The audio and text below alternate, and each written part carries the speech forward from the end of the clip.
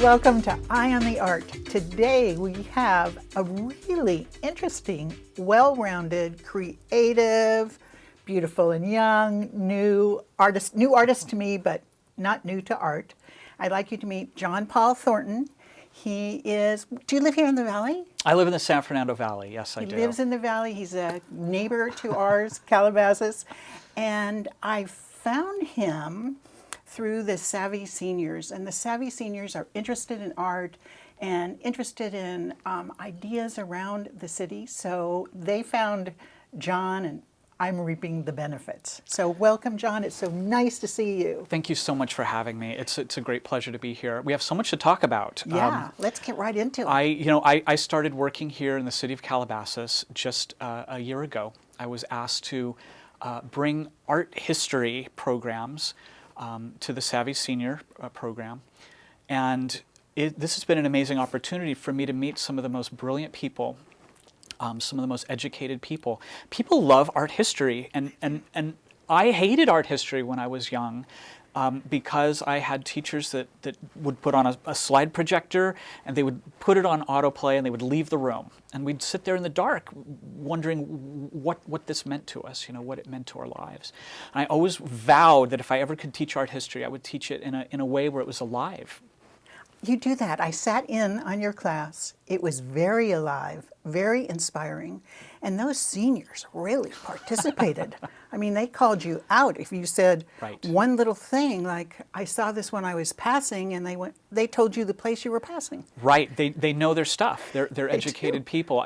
I love working with people who have been there, have seen these places in art history for themselves. They've been to Europe, they've been to places in Asia, they've been around the United States, and they know these stories in passing, but they want to know more. They want to know the meat, they want to know the background, they want to know the details. And yeah, they're on every word. They are. Yeah. So let's talk about these moving faces. They're so inspiring, and they're of young people. Usually you don't see young people unless somebody commissions a portrait of their child. So tell me about it, particularly this one, this woman, this little girl staring right at me. Well, this is actually, it's a little boy. This is an image of Eaton Patz, and people who know that name know that this is the first child that was shown on a milk carton when he was reported missing in the 1980s. And these are two paintings of missing children. I paint missing children. I started doing this because of a personal story. I was a teacher right when I got out of art school, and I had an art class I was teaching, and I had a little girl who was a student, and she was 12 years old, and one day she didn't come to class, and we learned that she had been abducted by an abductor. An abductor, someone who had taken her, and this had a profound impact on me emotionally. I went home and I opened up my mailbox, and coincidentally out was a little flyer. Out came a little flyer. "Have you seen me?" said the flyer. We remember these. And I didn't throw it away. I kept it. And I didn't throw it away because I was aware of this little face printed on the flyer. And I thought, this little face of a missing child is going to be thrown away by millions of people around the United States this week. And because of my own experience with my student who I had learned was abducted, there was a connection.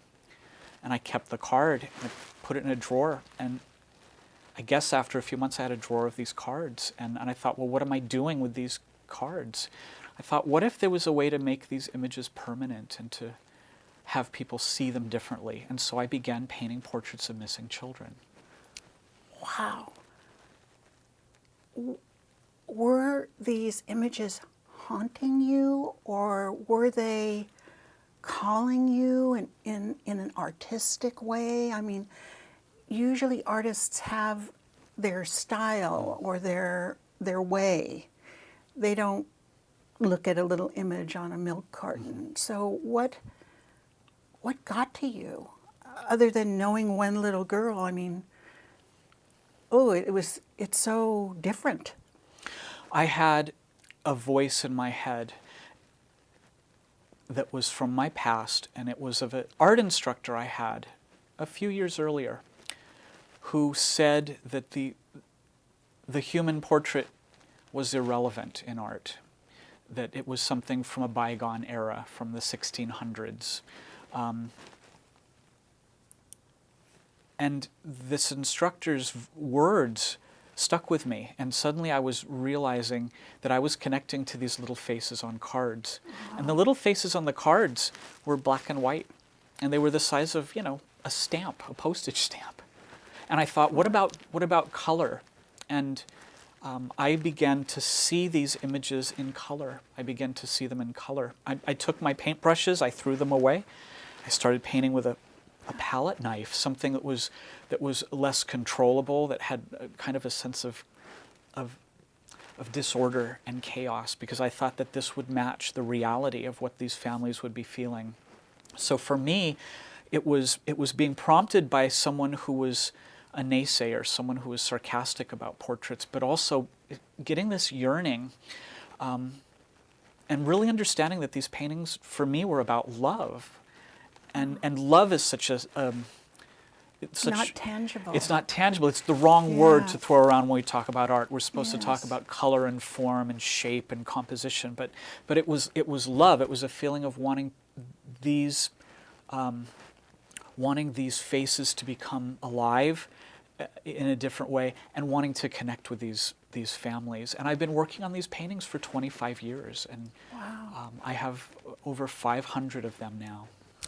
That's amazing. And are they all in the same style? No. Some are like this, very colorful. Some are more realistic. They look, very quiet, very simple, and they range in sizes.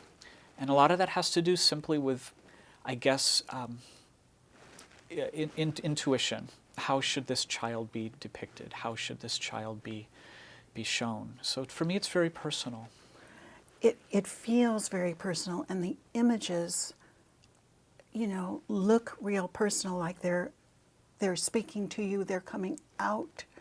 There's no reference in their background or to the time or the place or anything. It's just a face, like a spirit face. I mean, I don't know. I mean, I find it particularly moving, and also the way that you put the material on the face, it to me doesn't look. My idea of children's portraits are ones from the past, and they're smooth, very classical. Very classical, and the kids are dressed up, or they're sitting on, or a photograph where they're sitting on a little chair. Usually, I don't see this kind of work. So, have you ever seen this kind of work, or did it just emote from you so much? This was the only thing you could do. This came from me. I have visions of this. Those of us in the audience watching our conversation are thinking, how do artists? What do artists come up with? Yeah. Well, for me, it was a vision, and it was a vision of these faces being brought into reality, but describing this sense of where are they? They're here, but they're gone. They're lost somehow. They're emerging, and then the colors that are in some sense, I don't know, maybe happy, maybe festive, maybe celebratory, but also maybe harsh, maybe less than delicate. And I had another vision, and that was how to show these paintings. Right. And my thought was, well, do you put them in a gallery? What do you do? And I had a vision of these paintings moving, and I thought to myself, what is that about? And I realized, in my vision, behind the paintings were people holding them. And I began to have exhibitions of these paintings where people would come together in a public space, and they would all hold a painting over their heart. And we've got some great images for the audience to visualize what this is about. Going in front of the Los Angeles County Museum of Art, at the Lincoln Memorial in front of the White House, places around the United States where these paintings have been shown this way. And my real goal then is to get people to connect. How do you connect to art? And I thought, well, why not break the barrier? We're never supposed to touch paintings. We're supposed to stay back. What if you could hold one and get your fingers on it and get a grip on it and hold it and make it yours? And what would that do to people who participated in this kind of event? What would it mean? What would it mean? Yeah, I'm wondering, yes. I find these pictures very meaningful and very moving, and I keep wanting to look at it. And now that I know this is a missing child, like my heart is going out. But the picture isn't sad. It's just what it is. Wow, I'd love to talk a little more about this, but we're taking a little break.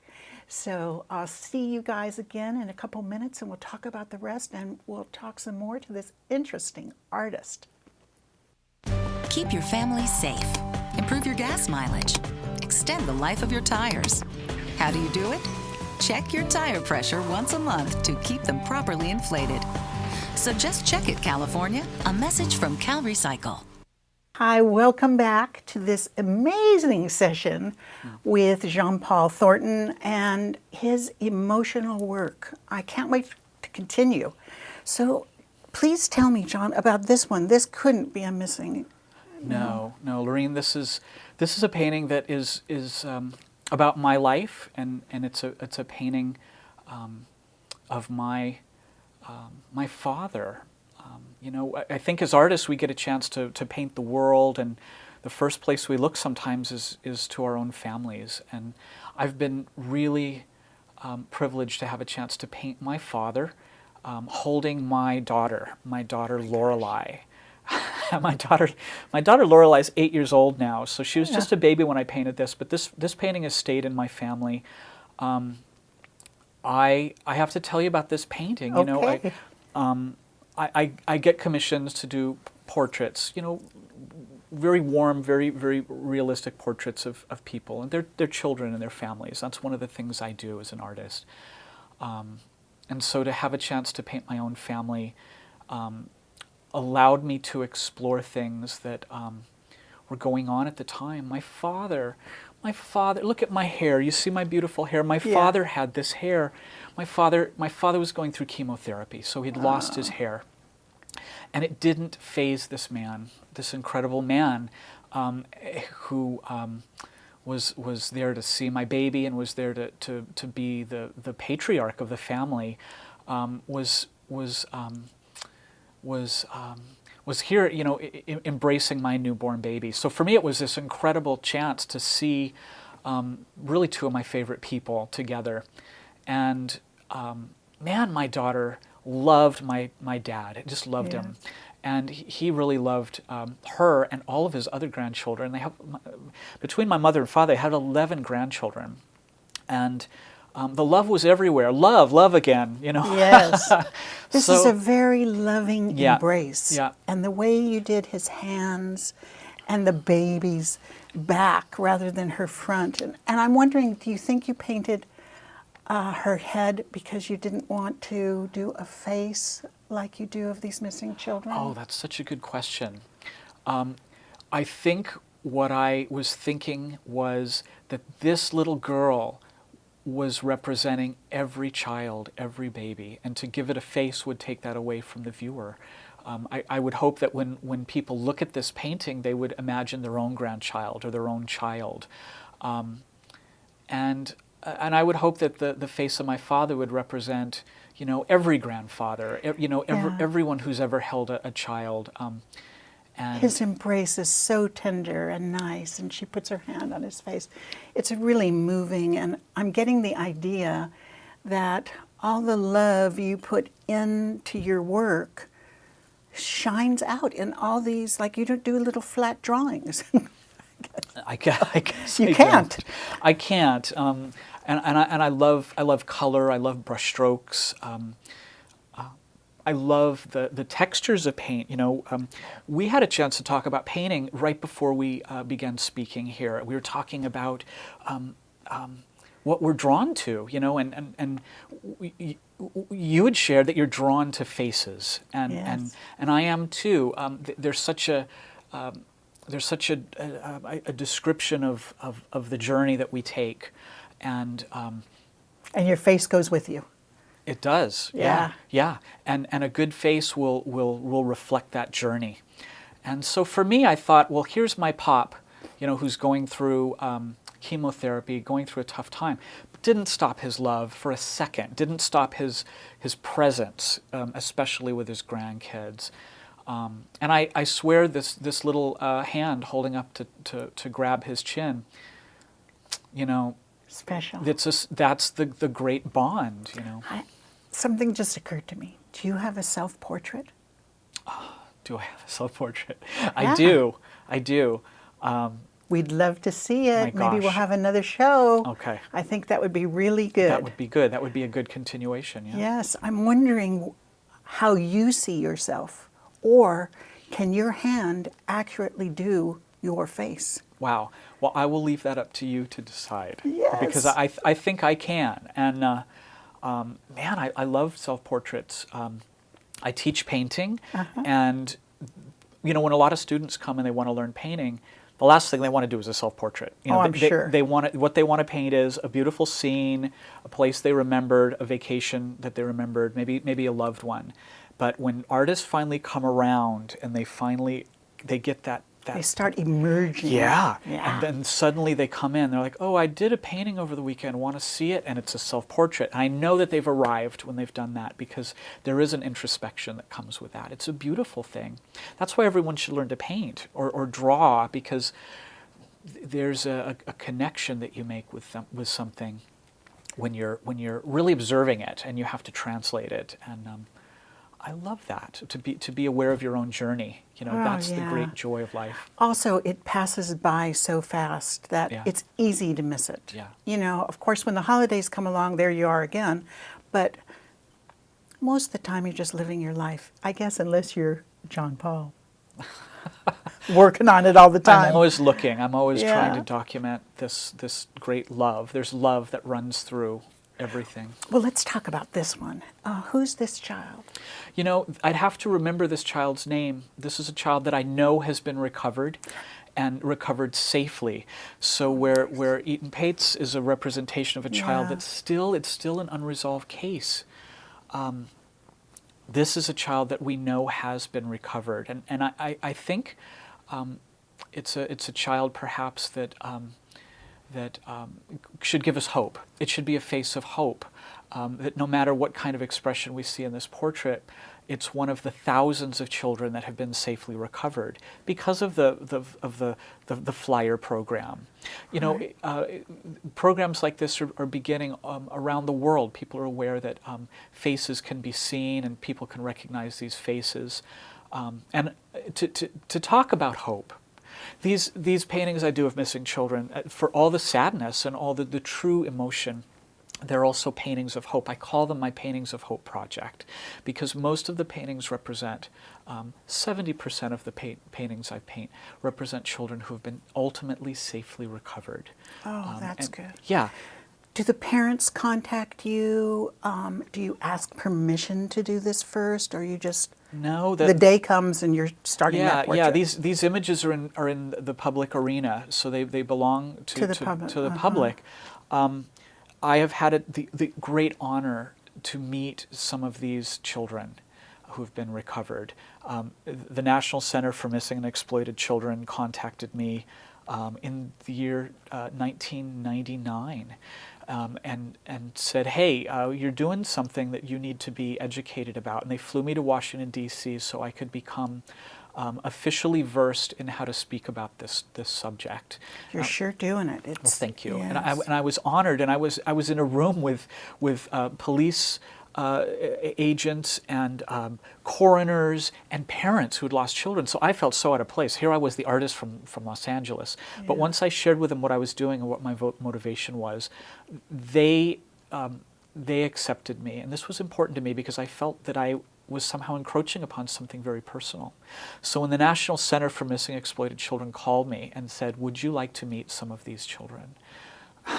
Yes, you were on the plane. Yeah, I was very honored, and meeting the families of these children and hearing some of their stories, and then meeting the kids. Wow.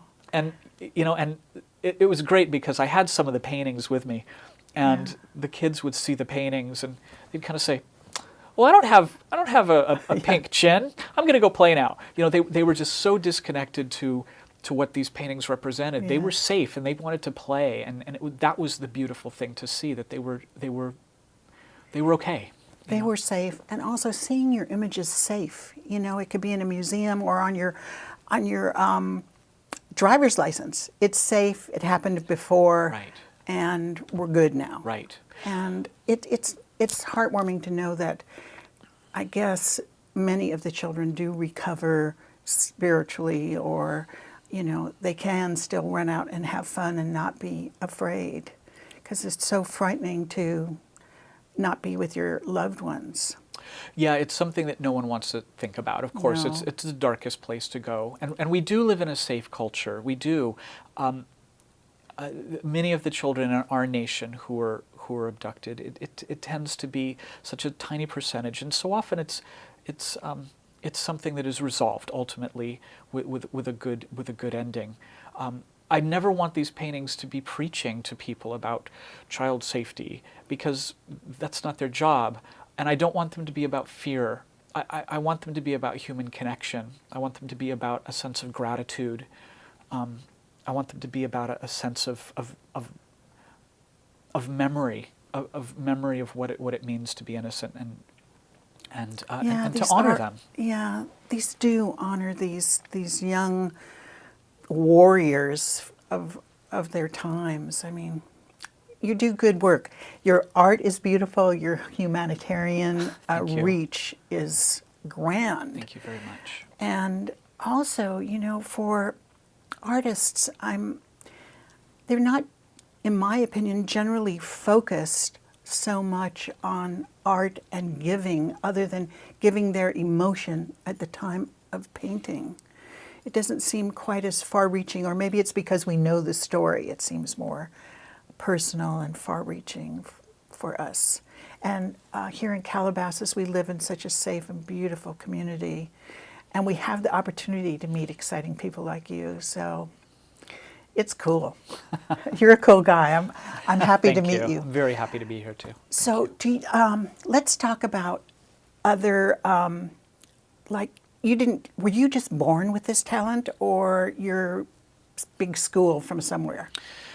My father was an artist. My mother's an artist. I always had art in my life. I began. I was involved in theater and music when I was younger. Somehow visual arts is what I gravitated Yeah. to. But it's always about people, because if I was alone in my studio painting, I would not be satisfied. I love to share. I love to be out. Do you play music when you paint? That's a good question too. Sometimes I play classical music, and sometimes I paint in absolute silence for hours, and through my head runs a dialogue, or through my head runs kind of a A song. lover. You're just a lover. I could tell. You must have been a loving little boy. Your parents did a good job. Thank you. I think They did. allowed you to emote and be nice and cool and be a good teacher They did. and a good father. Thanks. I am proud of my fatherhood. In fact, Yeah. I'm a good dad. Yeah. Is your wife an artist? My wife is an acupuncturist. She's brilliant. She works here just outside of Calabasas in Woodland Hills. She has an office. She studied in China? Beijing. She studied Yeah. in Beijing. She is remarkable. She's a healer, and I like to think of her as a healer. And, Yes. and that's what her patients think of her as. And so we're raising our daughter aware of what it is to heal people and to make connections. And I guess that's what we're all about as parents, Do you have pets? Right now we do. We're living in an area where there's a lot of horses. We're in an equestrian area We have a number of dogs who are now adults. They were puppies at the time. Cats come around, and every morning where we live, we hear chickens, and you know, it feels rural where we live, and it's kind of a reminder of the old days here. The sounds of life. Yeah, the sounds of life. You know, when you go to Mexico or you go to China or you go to India and you hear Yes. chickens and what else do you hear? You hear donkeys and burros and things. And you Yeah. think, well, this is what it was like throughout most of history. So I do love our chickens. That they don't belong to us, but they're the neighbors' chickens, and I hear them every morning. Every morning, yes. Yeah. Do they give you eggs? No, they don't. That's all right. We'll buy our eggs at Fresh and Easy. That's okay. So, other than these faces and your teaching and your busy life, what other kinds of artwork do you do, or what's coming up in the future for you artistically? Or Well, I'm always inspired by travel. I've had the great opportunity to travel around the world. I worked on a project in Haiti with the United Nations last year, and I've been to China, working in India. Every year I go somewhere. This last summer I took an art history group to France, and I'm working on a trip to Italy that's coming up, and then to Russia ultimately. And it's taking people to these countries and immersing them in art history and you know, the great experience of travel and culture and art. So intermixed with my social projects in other countries, I'm also producing these really, I think, life-transforming journeys. Sounds just like you. well, do you take your paintbrush, or do you just take a sketch pad, or how do you? I always take a sketch pad. I always take a paintbrush. Last trip it was watercolors, doing watercolors along the Seine, you know, following in the footsteps of the French Impressionists, and just, you know, getting With a drunk little on the- baguette and a... yeah, drunk on the Yes. romance of it all. Yeah. But in the future, that'll continue, because there's nothing like going to a place and, you know, again, painting and connecting, and you see it differently. And gosh, I couldn't go somewhere and not paint it, because to me it's the bridge, you know. And I encourage people to paint too. You know, sometimes on these trips I have Yeah. people who are artists, and sometimes people who've never painted in their lives, and I'll teach them to do that so they can make that connection themselves. Yeah, they want to jump in when they meet you. You know, like, I'm wanting to sit closer to you. You know, I'm getting it going here. So I'd like to thank the CTV audience and welcome you to come back and watch more of our TV series. And I'm very, very excited about this particular artist, so I think we'll be showing him again. Thank you very much, CTV. Thank you, John Thornton. Thank you so much. It's been great. See you soon. Watch out.